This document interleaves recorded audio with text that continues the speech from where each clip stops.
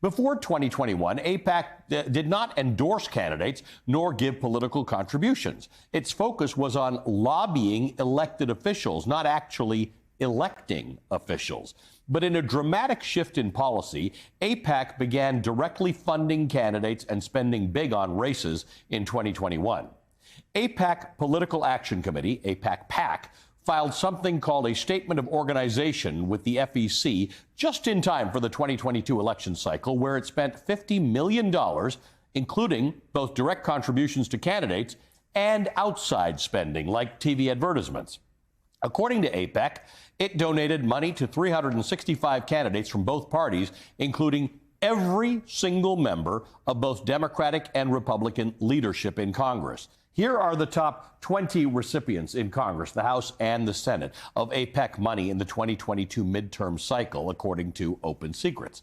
They're members of both parties. They come from every corner of the country with varying levels of experience in Congress. The Democrat Glenn Ivey of Maryland tops the list. He beat out fellow Democrat Donna Edwards in Maryland's House primary after AIPAC poured millions into pro-Ivey advertisements and mailers.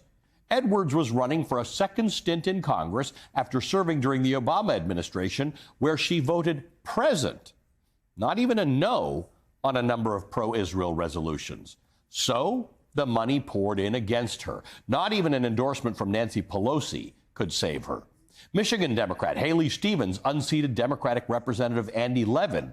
Here's what Levin had to say about that. I'm really Jewish, but AIPAC can't stand the idea that I am the clearest, strongest Jewish voice in Congress, standing for a simple proposition that there's no way to have a secure democratic homeland for the Jewish people unless we achieve the political and human rights of the Palestinian people. AIPAC spent $4 million against Levin. He lost by 20 points.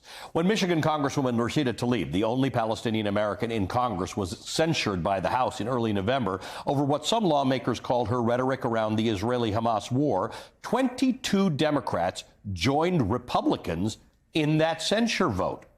18 of those Democrats received campaign funds from AIPAC in 2022, totaling more than $1.1 million. By the way, for these 6 of them, AIPAC was their top contributor.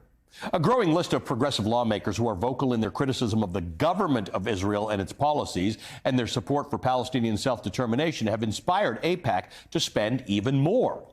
As progressive lawmakers began calling for an immediate ceasefire in Gaza, Slate reported that insiders expect AIPAC's 2024 spending to hit $100 million.